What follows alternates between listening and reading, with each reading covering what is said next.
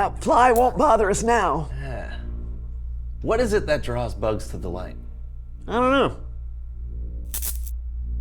It is kind of relaxing. Yeah.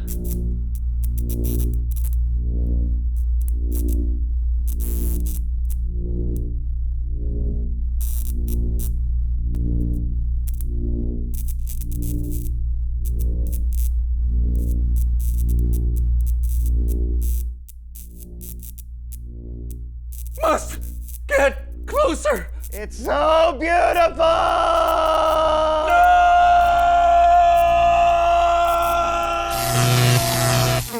Humans. So predictable. Glad you came, glad you're here. I know it's getting late, but never fear. We're gonna cause a stir learning this month's virtue on the Melv Solomon Virtue-a-thon 3-minute edition. Hey, hey. Hello, all my friends and frenemies. My name is Melv Solomon, host of the Melv Solomon Virtue-a-thon. And back there behind me, back there, I'm sorry. For some reason, beyond my comprehension, my voice is a little, what is it, Greg? Donkeyish? What, a mulish? Questionable. Horse? Right! Horse! I can't generate the vocal resonance that usually accompanies my tunes. Let me try another song. No, I can tell from my breaths. My vocal cords are saying, stick a fork in me, I'm a hot dog, which means they're kaput. Oh, woe is me. Woe is Me? I think I lost my. Huh? I lost my. What is it, Melv? Is something wrong? Oh, I love charades. One word. Oh, I'm number one. I already guessed it. Oh, no. One word. You lost your neck. It's right there. You lost your nape. It's still there. You lost your Adam's apple. It's, no. Oh, you lost your lunch. Oh, you lost a lot of it. Oh, no, you lost your voice. You lost your voice? Oh, no, oh, no, oh, no, oh, no, oh, no, oh, no, oh, no. I will take care of you, my friend. We'll have that voice back before you know it.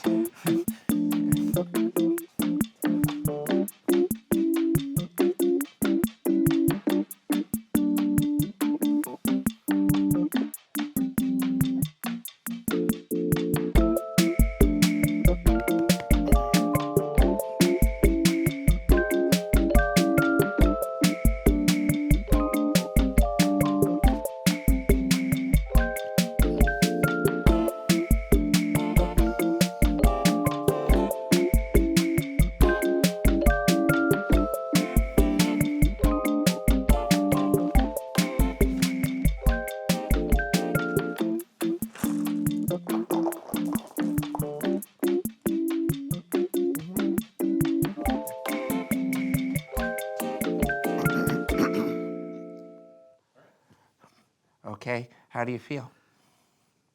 I feel like I can sing. Oh, good. Greg, thank you for taking care of me when you didn't have to. My brother-in-law is the poster child for compassion. My parents aren't posters. No, it's a figure of speech, Greg. Oh, what shape? Hey, let's sing a song. Okay. Hit it, Greg. That's the ticket. When someone's blue and don't know what to do, and life is heavy and mashing, you can be the glue to make their heart anew. That's caring enough to do something about someone else's need. Compassion. Okay, Greg. Now what can I do for you? Oh.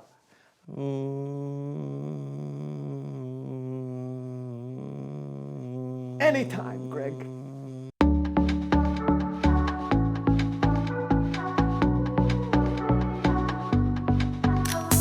This is how the world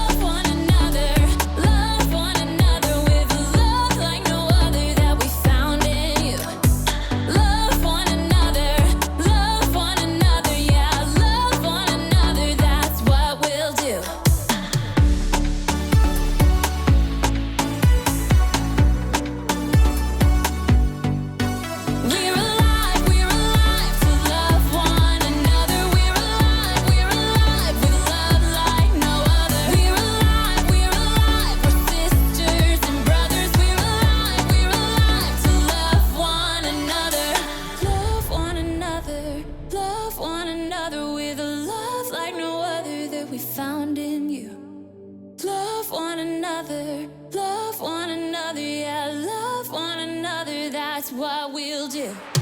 Love one another, love one another with a love like no other that we found in you. Love one another, yeah, love one another, that's what we'll do. We're alive to love one another. We're alive with love like no other. We're alive, we're sisters and brothers. We're alive to love one another.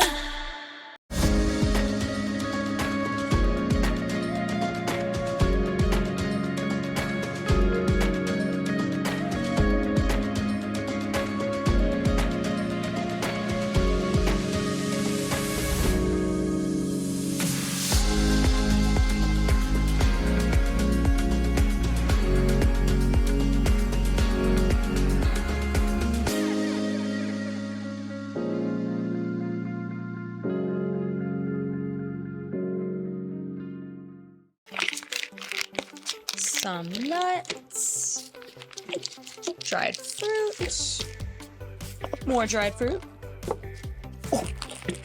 Chocolate. Definitely chocolate.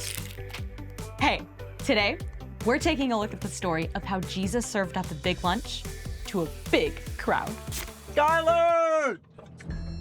One pizza pipe! Ing hot. You okay? Yep.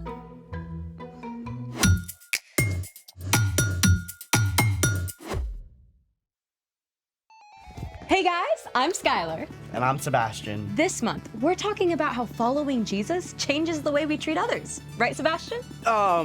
Still not feeling great. I dropped your lunch. Total klutz move. It's okay. I didn't really want pizza. You're literally wearing a pizza shirt. And that growl came directly from your stomach. Okay, but that's besides the point. I mess up all the time. Mistakes and accidents happen. You're worth so much more than a dropped pizza. I guess. I just want to go back and change the great pizza catastrophe of 24. How about we make our own instead? Make our own pizza with what? The Story Lab always comes through. Oh, and the snack pantry. I just restocked. Yeah, this could work. Let's make it. Okay, we're all set up. I got some string cheese I can use as pizza cheese. I got some tomato sauce. And I even found a can of anchovies. I definitely did not put those in the snack pantry. I want to try them. We're starting the dough for the pizza crust.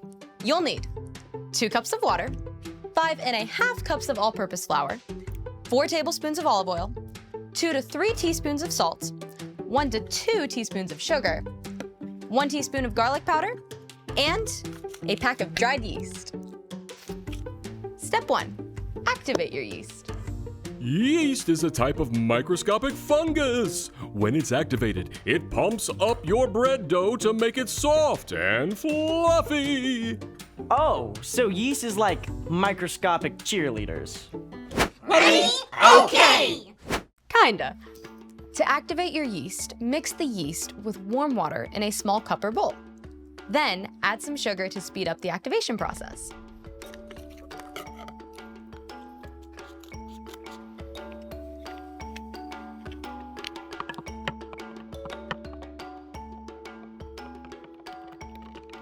Step 2, use a sifter to sift the flour into a large bowl and mix it up really well with salt and garlic powder.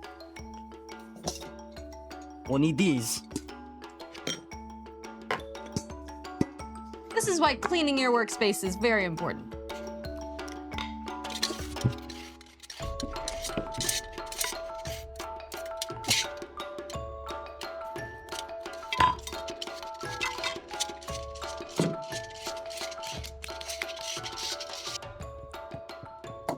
And add salt and garlic powder.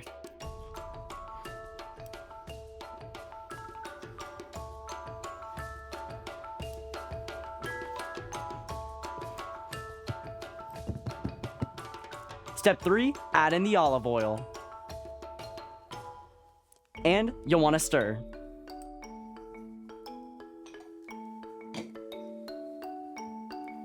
Then, wait 15 minutes for your yeast to finish activating. Whoa, I see little bubbles. That's a sign that our yeast is up and ready. Yay! Go team! Step 4. Gradually add your activated yeast to your dry ingredients and mix it up.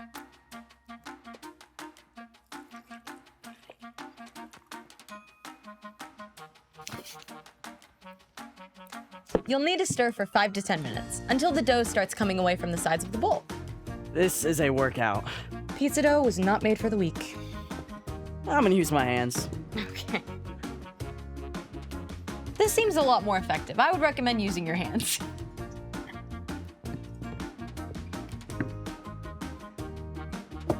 Can you move my cheese and tomato sauce?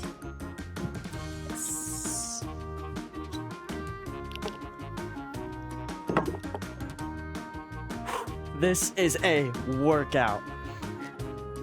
The dough is formed and done. Now it's time for the yeast to help the bread dough grow. Step 5. Put the dough in the bowl. And then cover with aluminum foil and let it rest while the yeast does its thing.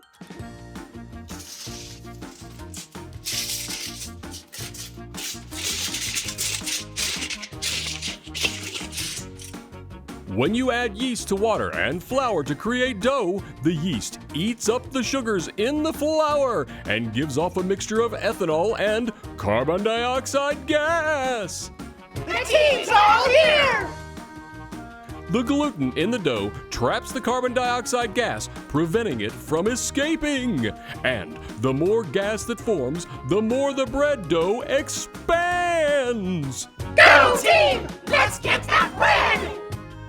Oh, so the yeast makes the dough blow up like a balloon, and that's why it makes bread so fluffy. You got it. Now that the dough is covered, let it sit for 1 to 2 hours. See ya.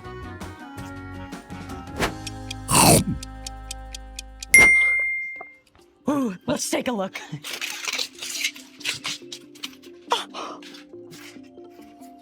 It's like double the size. Wow, it's huge. Yep, that's the yeast at work. Now, we just have to roll out the crust, add the toppings, and bake. Awesome. And speaking of all things bread, it's time for...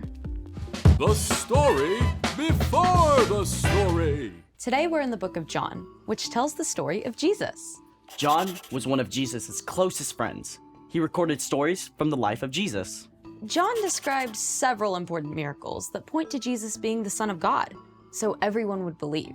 Jesus did so many amazing things, and John was always right by his side. Which is where our story starts. Take it away. Hey everyone, I'm Erica. Today's story is a feast for the mind and soul. One day, Jesus and his disciples sailed across the Sea of Galilee. However, a huge crowd of people who had seen him do miracles was hot on his trail. Hey, isn't that the guy who was healing people? It is! Where's he going? I totally want to ask for his autograph. Me too. Let's follow him. Yeah! Jesus went up onto a mountainside and sat with his disciples. But as he looked down, he saw the huge crowd approaching quickly. We want Jesus! We want Jesus! Wow, that's a lot of people. It was high time for a meal, but there were thousands of people and no easy way to find food for all of them. Where can we buy bread for these people to eat? Even if we could buy enough bread for each person to have just a bite, it would take more than half a year's pay. Philip was spot on. The crowds were hungry, and the disciples didn't have the money or food to feed them. The only thing that made sense was to send them away to fend for themselves. But not everyone had come unprepared. One little boy had brought some food. Jesus, this boy here has 5 loaves of barley bread and some small fish that he's willing to share. My mama said sharing is caring. That's grade kid, but how far is this gonna go with that giant crowd? Have the people sit down. If you say so. There were more than 5,000 people present, maybe more than 10,000. Jesus had everyone sit down on the mountainside, and then Jesus took the loaves and gave thanks. Oh, hey, are we getting snacks? Yummers! Jesus began passing out the loaves and fish to the crowd. Somehow, there were always a few more pieces, and then more and more and more, until everyone ate as much as they wanted. Hold up. Didn't we only pass out like 7 things? I'm no mathematician, but After everyone had finished, Jesus told the disciples to collect the leftovers. They gathered what was left and filled, get this, 12 whole baskets with the remaining bread and fish. 5 loaves plus 2 fish divided by 10,000 times average person size minus hunger quotient. It's a miracle, Andrew. Leave the math to Matthew. The little boy didn't have much, but he chose to give what he did have to Jesus, who used that one small gift to perform a miracle that fed thousands of hungry people. The end. Can you imagine infinitely multiplying snacks? If I was in that crowd, I wonder if I would have shared my food. Well, the kid sure didn't have to share. I mean, he never imagined it could feed everyone, but he chose to step up anyway. So, what's our part in the story? Well, you may not feel like you have a lot to give, but when you choose to trust Jesus and offer what you have, he can use it to meet the needs of other people in a big way. That's what true compassion looks like. Compassion is caring enough to do something about someone else's needs. That can also be the simple stuff, right? For sure. Like, say a friend forgot their lunch. You can share half of your sandwich. It's a great way to show compassion like Jesus. And it's more than just food. Yeah, exactly. You could share your favorite game or toy or book. Or you can share a special skill or talent. Like, if you're great at math, you can help your friend with their homework. And if you're good at art, you could share a silly drawing with your friend who's feeling down. You got it. You can even give your time to meet others' needs, like helping your mom collect canned goods for people who don't have enough food. Or smiling at everyone you meet when you go to visit your great-grandma at the nursing home. Sounds like we gotta get creative. Keep our eyes open. That's right. God made you to show compassion like Jesus in your own unique way. See you next time. Bye. So here's the thing. Use what you have to help others. Right now, I would finally like to help you to lunch. Cheers. It's gonna be good. So yummy. How's your half? Anchovies was a mistake. Thanks for joining us in the Story Lab. See you next time.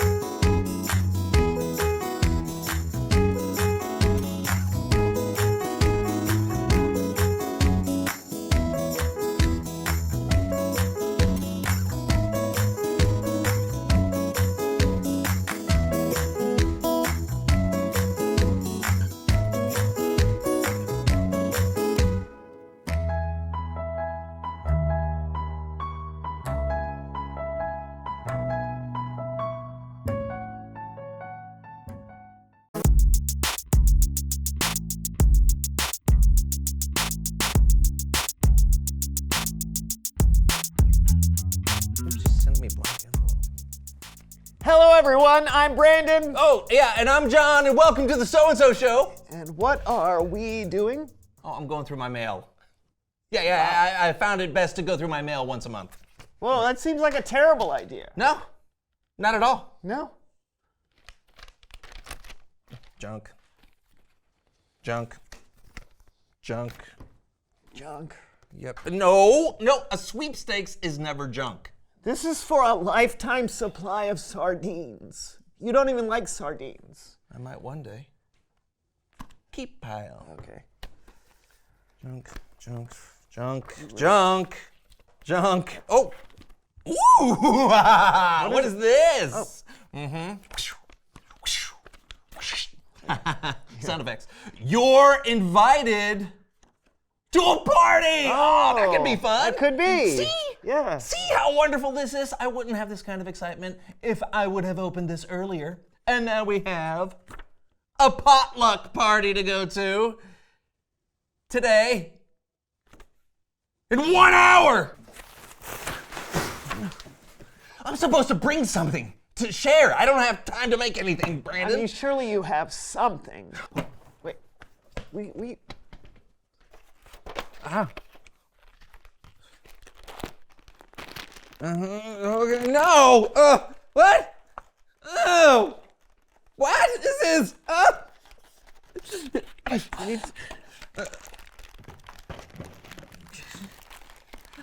Nothing. Look, I got nothing. Look at all this. I have nothing to bring. Nothing.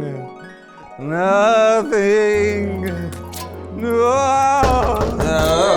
What? Come in.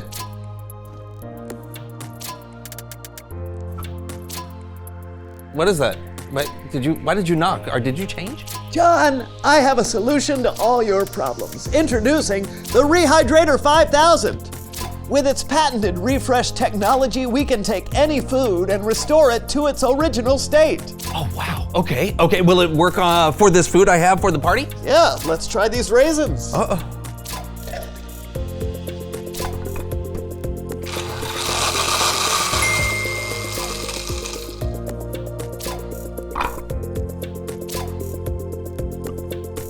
That is delicious.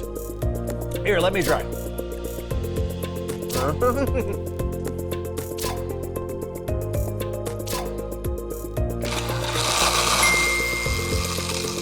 Wow! How do we get the bowl? That's the Rehydrator 5000.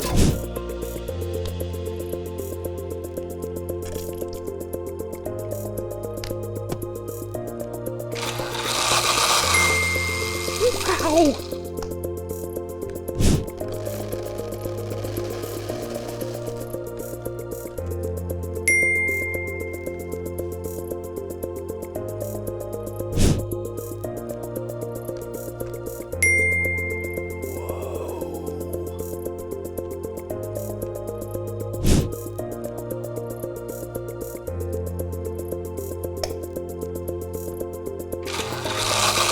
Okay, I think I can make this work.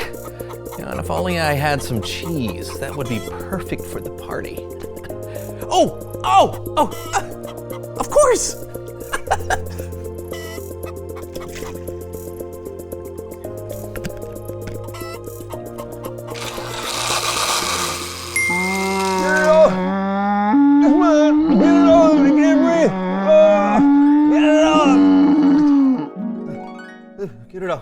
Get it off! John!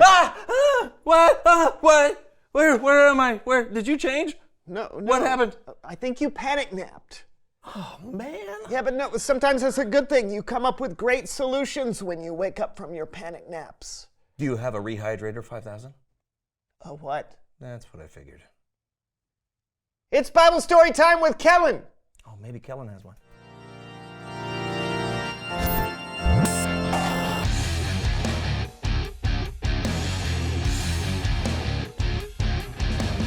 Hey, fellas. How's it going, Kellen? I'm great. How are you doing? Well, I'm supposed to take some food to a party, but I have nothing to bring.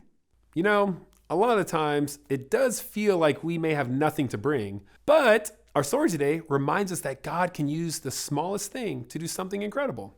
Oh, that sounds great. take it away. We can find today's story in the Gospel of John. Now, the Gospels are the first 4 books of the New Testament. That's where we can read the good news about Jesus. Okay, wherever Jesus went, he attracted a crowd of people. One day, after Jesus had been teaching the people and healing the sick, he crossed over to the other side of the Sea of Galilee, maybe to get some peace and quiet. Jesus, I love you so much. You're really great teaching. Thank you for everything. I miss you all.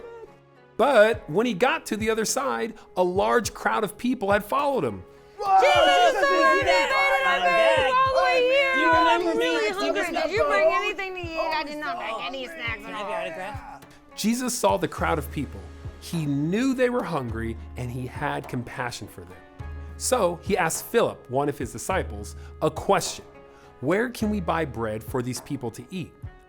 Now, Jesus already knew what he was going to do, but Philip answered with something along these lines. Oh, Jesus. Jesus. I mean, I appreciate you wanting to feed all of these people, but what? I mean, where are we gonna find bread to feed all of them, huh? We're in the middle of nowhere. I mean, I'm just doing the math here. I'm seeing at least 5,000 people here. Probably more. Probably way more. And I mean, if we multiply that by the cost for bread for everyone, carry 8. Oh, that's half a year's salary. Philip could not believe there was any way to feed that number of people in the middle of nowhere. Another one of Jesus' disciples, Andrew, approached, followed by a young boy. Hey, Jesus, we have a boy here who's offering to help. He has 5 loaves of bread and 2 small fish. Here you go. Yeah, I don't know how far that's gonna go with such a large crowd. Have the people sit down. Everyone, sit down. Okay, there's plenty of grass. Yeah, okay, just have a seat. Please? Thank you. Jesus took the bread and gave thanks. Then he handed out the bread to all those seated, and he did the same thing with the fish. Thank you, Jesus. The disciples started passing out the food to all of the people. Now, many of the disciples didn't believe that they could feed thousands of people, but the food never ran out, and everyone had enough to eat. After everyone was fed, Jesus told his disciples to gather the leftover pieces, don't waste anything, and the disciples did. Any leftovers? Absolutely. I'm stuffed. Here. Ooh, And when they had finished collecting all the pieces, that's 12 baskets, and we started with, I just don't get that math. It's a miracle. The end. I love how Jesus didn't turn the people away when they were hungry. Absolutely. It would have been easy, even reasonable, to ask everyone to go home. But Jesus always cared enough to do something about someone else's needs. And I thought the young boy was incredible. Oh, yeah. He didn't have a lot of food, but he gave what he had. Mm-hmm. Yes, some of Jesus' own disciples couldn't believe that there was any way to feed that many people. It seemed hopeless, but a young kid was willing to give what he had so that Jesus could do something incredible. That's amazing. Thank you. No doubt. I'll see you next time. You know, I think it's great to be reminded that even when it seems like we don't have much to give, we can trust God to use what we do have for something incredible. Oh, that's true. And I think it's also true that we all have something to give.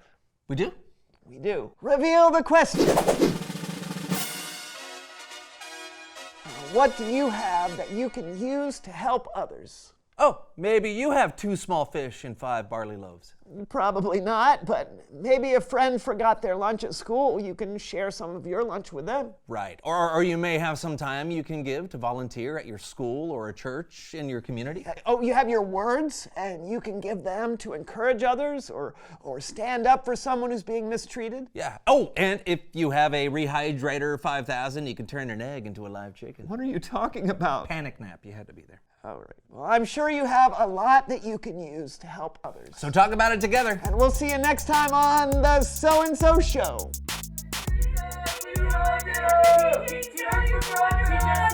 Hey!